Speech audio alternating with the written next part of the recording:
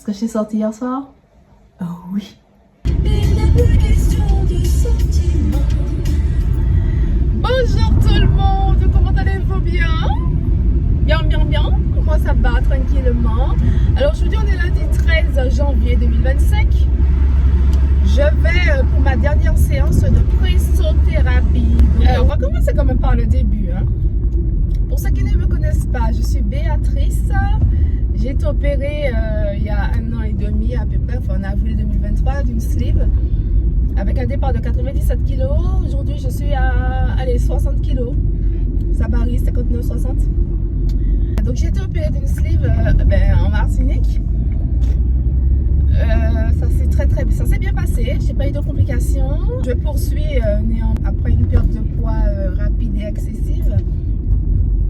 Où en fait finalement les conséquences c'est un excès de peau, c'est soit on l'accepte soit on l'accepte pas, au niveau des bras, des seins, du ventre, du fessier et des cuisses et le dos aussi. Il y a certaines personnes qui ont beaucoup de peau au niveau du dos. Bon, voilà.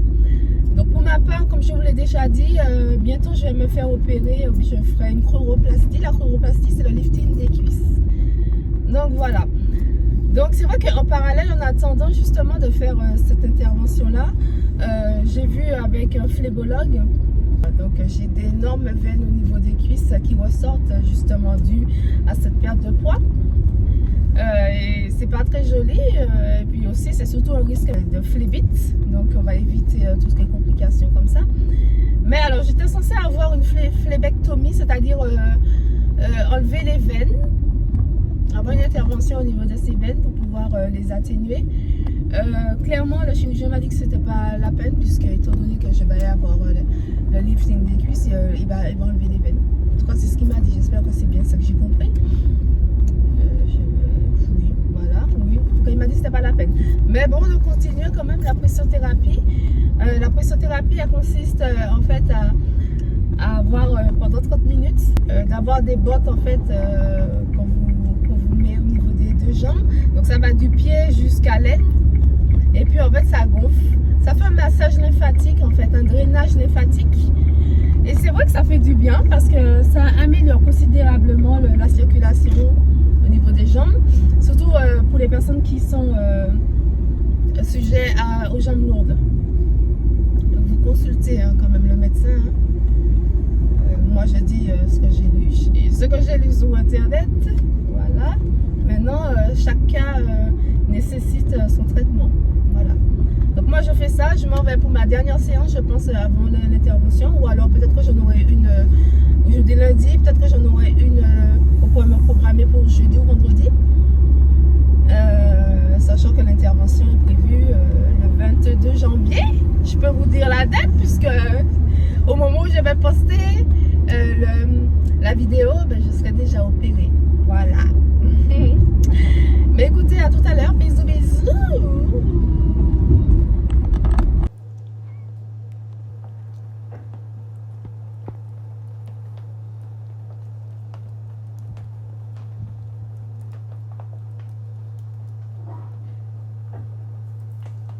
Salut tout le monde. Salut. Bon, aujourd'hui, on est jeudi, le 16 janvier. Et je suis en train de me dire que là, l'intervention, c'est très bientôt. Et j'ai des émotions qui m'envahissent. Alors, il y a tellement d'émotions positives, négatives, du bien-être, de l'anxiété, de l'angoisse, de la tristesse, de la nostalgie. Et vraiment, là, je suis dans une prise de conscience de me dire, mais ça y est, je vais me faire opérer bientôt. Et la femme que je suis aujourd'hui, en tout cas que je serai la veille de l'opération, n'existera plus. Ça veut dire que le corps que j'avais avant n'existera plus. C'est une partie de moi qui s'en va définitivement. Et je suis à une semaine là et je conduisais ce matin. J'ai ressenti de la tristesse. J'ai écouté une chanson, mais ça m'a transporté dans plein d'émotions, plein de sentiments. Ça me fait du bien, en même temps ça me fait du mal, et en même temps ça me permet de prendre conscience de ce qui va se passer. Et j'ai envie de vivre chaque instant, chaque moment, chaque transformation, seconde par seconde, minute par minute, et de conscientiser vraiment ce que je ressens, les émotions. Donc je me suis dit ce soir, je vais aller m'amuser. J'espère pouvoir aller danser pour pouvoir extérioriser, décompresser. Parce qu'après les jours s'enchaînent, bam, bam, bam. Et voilà, j'ai envie de vivre chaque instant. De me dire que la vie, elle est ce qu'elle est. Et je provoque certaines situations, donc il faut que je les assume, quoi, en fait. J'avais ça à vous dire, donc ça y est, je vais changer mes plaquettes. Donc je vous disais, voilà, je vais aller danser ce soir pour vraiment décompresser. Et puis, comme je disais, les choses vont s'enchaîner assez rapidement. Et puis, voilà. Alors par contre, j'ai une question. Il y a eu quelque chose qui m'interroge. Je me dis, mais en fait, une fois que je vais être opérée, mais pour pouvoir gérer la douleur là. Et puis les petites péripéties des femmes là, vous voyez, quand on a des périodicités. Ouais, aïe, aïe, comment gérer ça? Alors, j'ai plusieurs options qui s'offrent à moi. Soit je recommence à mettre des tampons, mais bon, moi c'est sûr que si je veux prendre des tampons, c'est à la pharmacie bio, parce que je ne vais plus prendre les tampons que ça couvre en grande surface, parce que là, les désagréments que ça provoque en moi, non, c'est pas pour moi encore. Là, je prends de l'âge, ma flore n'est plus la même, mon pH n'est plus le même, donc il faut que j'ai quelque chose d'assez carré. Donc soit je repasse sous les tampons pour plus de facilité. C'est vrai que c'est quelque chose que j'essaie de voir comment je peux gérer ça au mieux. Comment est-ce que vous avez fait pour celles qui ont été opérées? Ou bien donnez-moi des idées. Parce que j'ai pas envie de passer sur des serviettes classiques. Je me dis, mais comment je vais gérer ça pour me laver et tout? Waouh, vous voyez tout ça là? Et puis par contre, pour uriner, j'ai commandé une espèce de urinoir féminin sur Amazon. Bon, j'ai demandé à ce qu'on me le... J'ai commandé en France, ça va arriver sous la France métropolitaine. On va me le renvoyer. J'espère que ça va arriver avant intervention. Parce que clairement, m'asseoir sur les toilettes, aïe, aïe, aïe. Je serai obligée, parce que s'il faut aller à la selle, vous n'avez pas pensé à ça? Hein, tous ces petits trucs là au quotidien, là, des petits trucs qu'on est obligé de faire tous les jours là. Aïe, aïe, aïe. Donc je vais essayer d'espèce d'entonnoir féminin. Ça nous évite de nous asseoir. Donc je vais vous dire. Je vais vous mettre la photo là, je sais pas, mais clairement c'est quelque chose qu'il faut y penser. Comment uriner, comment se changer, parce que moi j'ai compté, moi mes périodicités vont arriver 3 à 4 jours après l'intervention. Croyez-moi, ça va être... Je rigole là, mais c'est nerveux. Et puis aller à la selle. Aïe, aïe, aïe, il faut s'asseoir. Aïe, aïe, aïe. Ok, bon. Oui, tu en cours.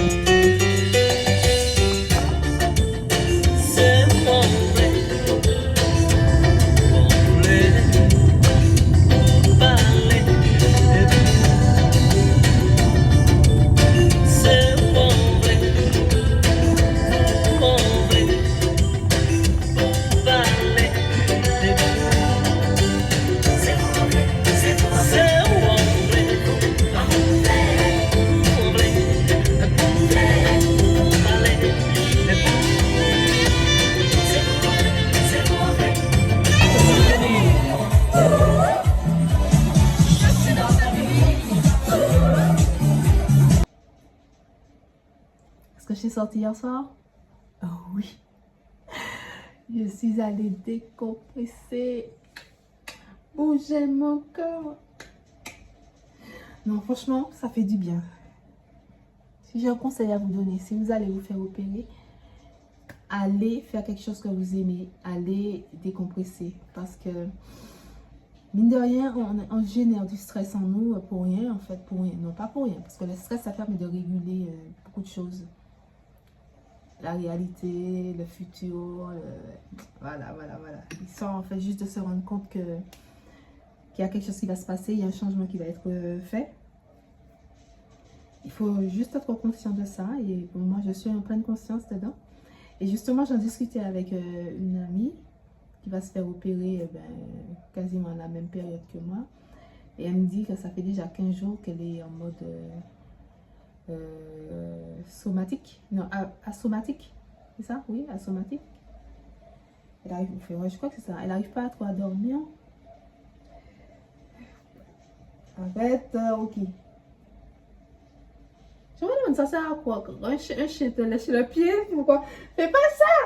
Oui, attends! Sors de là, allez, bouge. Je vais me faire mon café. Mon Dieu, ce café-là. Ah, ils sont bons. La Tivolienne. C'est fait en Martinique. Avec bien sûr les filtres. Petit café. Oui, voilà, je discutais de ça avec une amie. Elle me disait que ça faisait 15 jours qu'elle ne dormait pas et qu'elle avait beaucoup de mal en fait à se rendre compte, à se projeter. C'est comme toutes les opérations où on ne sait pas vraiment à quoi s'attendre et puis on est perturbé. Ben moi, comme je lui explique, depuis 2 ans, on va dire que tous les 6 mois, j'ai une intervention où je suis anesthésiée généralement. Qui fait que... Ok. Ah d'accord, vas-y, c'est bon. C'est bon. Puis son os. Où je bénéficie d'une anesthésie générale, donc du coup, mon délai de stress, il est réduit. Ça fait 15 jours, ben moi, on va dire que ça... Voilà, je suis dans la semaine, depuis hier, en fait, vu que je vais me faire opérer, je crois, mercredi. Donc hier, j'ai commencé à ressentir cette angoisse, ce stress. Puis, bon, il va pas falloir que je laisse ça s'installer, que je commence à cogiter. Enfin, je ne peux pas m'empêcher de cogiter, mais en tout cas, je vais essayer d'y remédier, d'atténuer en fait les effets que ça fait sur moi. Donc, pour moi, c'est faire quelque chose que j'aime. Parce que hier, vraiment, j'écoutais la musique et je me suis sentie bien, pas bien. J'ai même eu des larmes qui sont montées. Ça faisait un peu comme le burn-out, pas le burn-out, le baby boom. Ouais, quand on a un bébé et puis qu'on pleure, on ne sait même pas pourquoi. En fait, bon là, en l'occurrence, je savais pourquoi j'avais eu cette montée de larmes. Mais je me suis dit non, je ne peux pas laisser ça s'installer sur moi. Il faut que faut y remédier, quoi, tout simplement. Donc oui, je suis sortie hier soir. Ça m'a fait du bien. Demain, j'ai un spectacle à l'Atrium. Waouh, ça va être super beau. J'essaie de filmer si on nous l'autorise. Je pense que oui.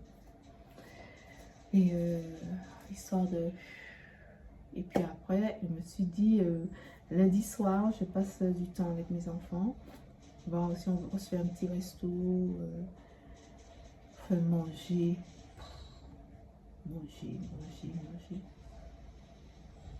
C'est pas parce que moi je ne mange pas, effectivement, non. C'est pas parce que je ne mange pas que les autres ne mangent pas. Oh ouais, on ira faire un petit resto tranquille entre nous, histoire de se retrouver. J'ai une soirée encore ce soir. Soirée blanche.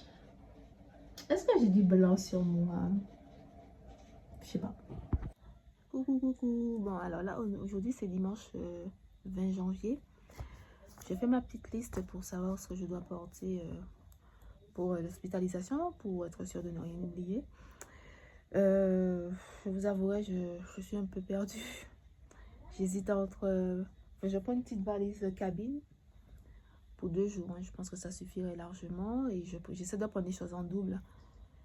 2 serviettes. Une pour la veille de l'opération. Et l'autre pour le jour de l'opération. Parce que je pense qu'il faut que je sois lavée à la bétadine, toute propre. D'ailleurs, effectivement, ils ne m'ont pas dit si je dois me laver les cheveux. On m'a pas donné de directive. Au niveau de l'hygiène. Mais bon, de toute façon, je ferai mon shampoing demain avec la bétadine, sans mettre de produits cosmétiques dans les cheveux. Et puis, ouais, donc ils m'ont pas donné de directive quant à l'hygiène à avoir. Donc, bon, je ferai mon shampoing comme habituellement. Hein. Je pense que je suis une habituée des interventions. Je vais faire mon shampoing mardi matin. Parce que je rentre mardi à 16h. Donc je pense que d'ici là, mes cheveux auront le temps de sécher. Et puis voilà, je prends 2 serviettes. Je sais pas. Je vais noter sur mon petit carnet et puis j'aurai l'esprit clair. Le truc, ce qui a le plus important à ne pas oublier, c'est le panty. D'ailleurs, il est où ce fameux panty? Il est dans le panty. Voilà. Mais j'ai aussi pris mes bas de contention. Ils m'ont pas dit de prendre, mais bon, je prends quand même. Je sais même pas si c'est à la bonne taille. Je crois que c'est ce que j'avais utilisé. Non, je sais pas. Je crois que c'est ce. On est chaussettes. Chaussettes, écharpe. Moi, les cheveux notés tout. À tout à l'heure.